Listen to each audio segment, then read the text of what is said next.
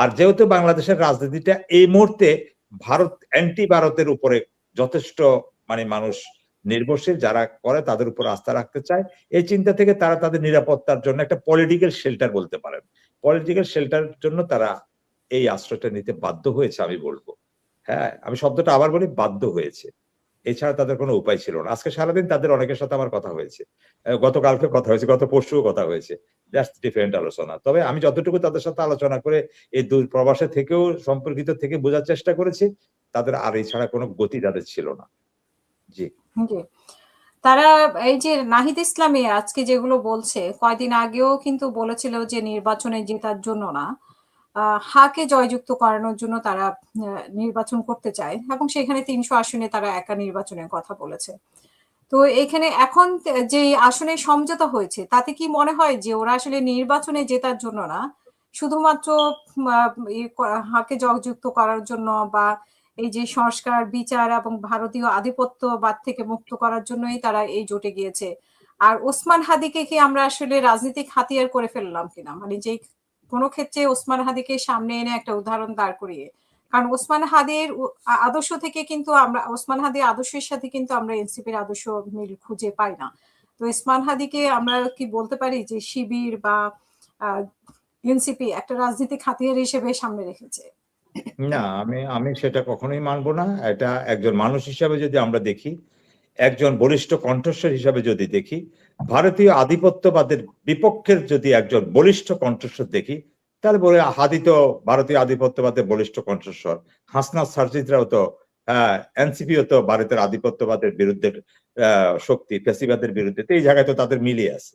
এখানে তাকে রাজনৈতিক হাতিয়ার করার দরকার কি? তাদের যার যায় সে বুঝে তার ক্ষতিটা কি।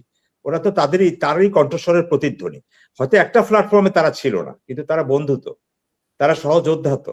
তাদের নিশানা, মূল টার্গেট, মৌলিক জায়গাটা আপনি যেগুলো একটু আগে উল্লেখ করলেন, মানে ভারতের ফেসিবাদের বিরুদ্ধে, তারপরে আপনি ভারতের মানে আগ্রাসন, তারপরে হাসিনাকে পুনর্বাসন, হাসিনার বিচার, এই যে কথাগুলো নিয়ে হাদি আমাদের মাঝে বেঁচে ছিল, আছে, থাকবে, এটার সাথে তো এনসিপির কোনো দ্বিমত নাই, জামাত ইসলামের কোনো দ্বিমত নাই।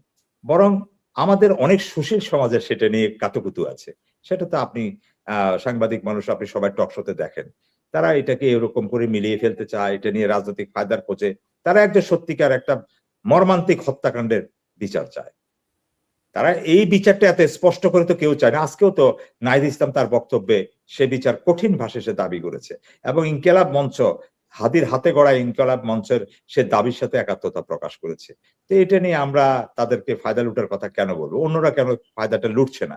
এখানে তো তারেক রহমান সাহেব হাদি কবর জিয়ারত করছেন। তো সেখানে তো উনি তো হুট করে তো আবু সাইদের ওখানে যাননি। হ্যাঁ, উনি এসেছেন, উনি তো আবু সাইদ তো প্রথম শহীদ। তো উনি তো সেখানে যাননি, বা আরো মানে পুরান ঢাকায় তো আরো কিন্তু মানে আমরা তো জামাতের আমিরকে মানে আগস্টেই আমরা দেখতে পেয়েছি যে 5 আগস্টের পরেই উনি বলছেন যে উনি মাফ করে দিয়েছেন শেখ হাসিনাকে বা আওয়ামী না, লীগকে। উনি মাফ করে দিয়েছেন, এটা উনি বলতে পারবেন। উনি কি বলেছেন আমি এ বিষয়ে বলতে পারবো না, কারণ আমি এইভাবে উনি এই রকম মাফ করে দিয়েছেন কথাটা এরকম না। এখন আমি বললে আপনি আবার আমাকে কাউন্টার প্রশ্ন করবেন, আমাকে আক্রমণ করবেন, আমি জানি আপনাকে। হ্যাঁ, আমি আপনাকে চিনি, যেহেতু আপনি বলবেন যে আমি, বা আপনার দর্শকরা বলবে আমি এখন জামাত হয়ে গেছি। কিন্তু আমি সত্যটাকে বলতে চাই, জানাতে শফিকুর রহমান সাহেব বিষয়টা উনি বলছে যে কি, আমরা বলতে দলের বা ওনার ব্যক্তিগতর কথা উনি বোঝাতে চেয়েছেন, কিন্তু উনি বলেন না যে সাইদি সাহেবের ছেলে ওনাকে মাফ করে দিয়েছে, মাসুদ সাইদি। উনি বলেননি যে ওই যে আমাদের যে মীর কাসেম আলী সাহেবের ছেলে ওনাকে মাফ করে দিয়েছে। উনি তাদের দায় দায়িত্ব নেওয়ার কেউ না। হ্যাঁ, আর আওয়ামী লীগকে শুধুমাত্র জামাতকে নির্যাতন করছে বিষয়টা এরকম না। আওয়ামী লীগ তুলনামূলকভাবে জামাতকে বেশি করেছে। আওয়ামী লীগ তো আপনি আমাকেও তো করেছে। তা আমি কি মাফ করেছি? উনি বললে কি এটা জাতি শুনবে? এটা ওনার কথাটার হয়তো স্পিডটা সেরকম ছিল কি ছিল না, এটা উনি ভালো বলতে পারবেন। তবে উনি যদি মিন করে থাকেন, আমি এতদিন পরেও যেহেতু আপনি এই প্রশ্নটা তুললেন, হ্যাঁ, তো উনি যদি মিন করে থাকেন, আমি ওনার সাথে দ্বিমত করি, আমি এই কথাটা নিন্দা জানাই। আর যদি উনি এই কথা মিন না করে থাকেন, তাহলে তো এটা তো নিয়ে তো করবো। এটা নিয়ে উনি ব্যাখ্যা দিয়েছেন, আপনিও শুনেছেন। আপনি ইচ্ছা করে আবার আমাকে এই প্রশ্নটা নিয়ে আসছেন, যেহেতু আমাকে একটু মানে কষ্ট দিতে আপনার ভালো না লাগে, না, এটা না, গালি এই গালি কথাটা গালি নেওয়াটা, শুনাইতে ভালো লাগে। কারণ এই জামাত নিয়ে, জামাতের আদর্শ নিয়ে কিন্তু এনসিপি অনেক প্রশ্ন তুলেছিল। সেই প্রশ্নগুলো থেকে এখন জামাতের আশ্রয় নিয়েছে, জামাতের ভূমিকা নিয়ে সবাই প্রশ্ন তোলে, আমিও তুলি, আপনিও তোলেন, আমরাও তুলবো, ভবিষ্যতেও তুলবো। সেটা আর একটা প্রেক্ষাপটের আলোচনা। জামাতেরকে যদি এত প্রশ্ন থাকে, এর চেয়ে বড় প্রশ্নের উত্তর তো এখন আমাদের মানে আমাদের কর্নেল অলি সাহেব দেওয়ার কথা। দেখ আপনি কর্নেল অলি সাহেব একজন বীর বিক্রম, উনি আমি এটা একটু কি বলি। আসলে নির্বাচনী সমঝোতা মানে কি? নির্বাচনে কিছু আসন ভাগাভাগি করা, না রিয়েলি তাই? প্লিজ আপা, বিষয়টা অবশ্যই তা নয়।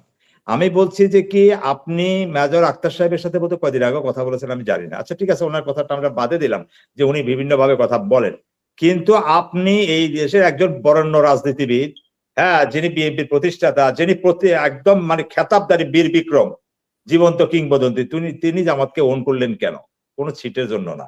এখানে যে জিনিসটা আসছে, আমি আপনাকে স্পষ্ট বলি, আবারও বলবো, আনসারী ভাই এটার উত্তর দিবেন, আমি চাইবো আমার মতের সাথে ওনার চিন্তাটা এক কিনা। এখানে বিষয়টা আছে যে কারা স্পষ্টত মানে ফেসিবাদের মানে পুনরুত্থানটা রুখতে চায় আর ভারতের আগ্রাসন তাকে দমাতে চায়।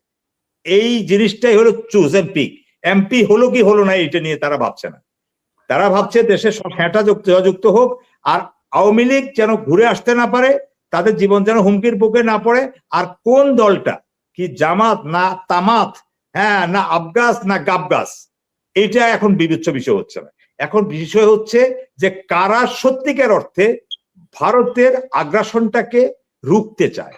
প্লিজ এই জায়গাটাতে আমরা থাকি, এটা সিটের আশায় নয়, এটা হলো ভারতের যে আগ্রাসনটা আছে, ওই আগ্রাসনটাকে দীর্ঘদিন ভারত যে আমাদেরকে যে শোষণ করেছে, যে নির্যাতন করেছে প্রত্যক্ষভাবে পরোক্ষভাবে, ওইটাকে কারা, কোন দল, কোন ব্যক্তি, কোন মহল সবচেয়ে বেশি প্রতিবাদ করে, ওই ছাতায় একটা আবার পলায় মধ্যপন্থা আর একটা ছাতা তৈরি হয়েছে। এই দুইটার মাঝখানে এখানে আসন কে পাইলো আর না পাইলো, আমি বিশ্বাস করি হাসনাত আব্দুল্লাহ সাজ্জিদরা, তারপরে আপনার নাহিদ ইসলাম, আমার মনে হয় না এগুলাকে তারা কেয়ার করে। মানে এটা আমার ব্যক্তিগত অবজারভেশন। আমি তাদের সাথে মিশে কথা বলে তাদের ভাব বুঝে, প্লিজ আমার বুঝাতে ভুল থাকতে পারে, আমাকে ক্ষমা করবেন। আমি বলছি ওদের স্পিরিটটাতে যেটা দেখেছি, যে বক্তব্যগুলো তারা অনলাইনেও দেয়, অফলাইনেও আমরা যখন আলোচনা করি তখন দেয়, তারা নির্বাচনের জয়টাকে বড় করে দেখছে না। তারা বলে আমরা 5 ভোট পাই, 500 ভোট পাই, কোনো সমস্যা নেই, কোনো আপত্তি নাই, আপনি ভোট দিলে আমাদের জিততে হবে এমন কোনো কথা নেই, আমাদের জন্য টাইম পড়ে আছে, আমরা আপনাদের সাথে থাকতে চাই। আমরা আপনার হাসনাত আব্দুল্লাহর জনসভা দেখলে আমরা এগুলা, বা জনসংযোগ দেখলে আমরা এগুলা দেখতে পারি। আজকে আপনি দেখেন যে এই ইয়াং জেনারেশন একজন প্রবীণ নেতা, হ্যাঁ, হাসনাত আব্দুল্লাহর যে প্রতিপক্ষ বিএনপির যিনি, তিনি বলতেছেন যে আমি তো হাসনাত আব্দুল্লাহকে চিনিই না। মানে এই যে একটা তাচ্ছিল্য, রাজমিস্ত্রির ছেলে, এই ছেলে, তারা এইটার পক্ষে একটা, যে রাজনীতিটা সবার জন্য, এখানে রাজা রাজ পরিবার ওইটা সেটা কোনো কথা, সবার জন্য রাজনীতি, সবার জন্য উন্মুক্ত, সবাই দেশের প্রধানমন্ত্রী হওয়ার আকাঙ্ক্ষা রাখবে, তারা এই ফাইটটা দিচ্ছে।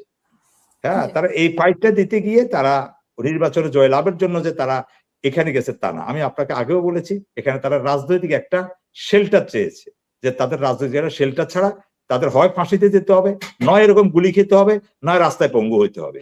এই নিরাপত্তার জন্যই তারা আজকের এই দলগুলোর সাথে, ইসলামী 8 দলের সাথে, শুধু জামাত তো না, শুধু জামাতের কথা কেন আসে, এখানে তো আরো দল আছে, খেলাফত মজলিস আছে, মামুনুল হক সাহেব আছে, চরমনাই পীর সাহেব আছে, তাদের কথা কেন আসছে না? শুধু এখানে জামাত কি ভূমিকা রাখছে এটা তো বড় কথা নয়, এখানে তো জামাতকে তো চরমনাই পীর সাহেব ওন করে যাচ্ছে, তো উনি তো মানে 71-এর ভূমিকা নিয়ে তো ওনাদের তো নিয়ে তো কোনো প্রশ্ন নাই, মামুনুল হক সাহেবদেরকে তো 71 নিয়ে কোনো প্রশ্ন নাই, তো কেন জামাতকে শুধুমাত্র এখানে ট্যাগ করা হচ্ছে? এখানে তো কর্নেল অলি সাহেব এখন যুক্ত হলো, তো সবকিছু মিলাই তো এখানে তো মুক্তিযোদ্ধাদের সমারোহ ঘটছে। জি, ধন্যবাদ। অসংখ্য ধন্যবাদ। আমি ডক্টর মঞ্জু